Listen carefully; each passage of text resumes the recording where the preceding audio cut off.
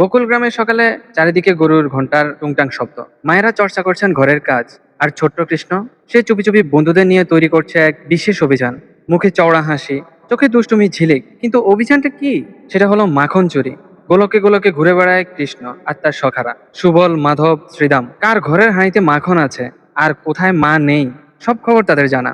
একদিন যশোদা মা হাঁড়ি ঝুলিয়ে রাখলেন ছাদের এক কোণে। ভাবলেন এবার আর কৃষ্ণ ধরতে পারবে না। কিন্তু ছোট্ট কৃষ্ণ কি আর এত সহজে হার মানে?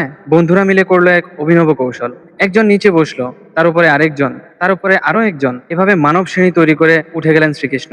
শেখরে পৌঁছে তিনি হাঁড়ির ঢাকনা খুললেন, আঙ্গুলে তুলে নিলেন এক ঢোক মাখন, আর আনন্দে বললেন, এটাই হলো আসল স্বর্গ।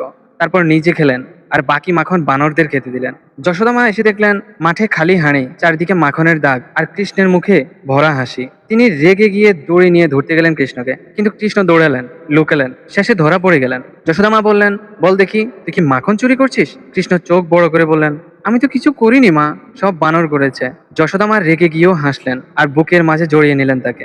শ্রীকৃষ্ণের এই দুষ্টমিগুলো শুধু গল্প নয়, এগুলো ভালোবাসা, সরলতা আর ভক্তির প্রতীক। তাই সবাই আমার সাথে বলুন, জয় শ্রীকৃষ্ণ।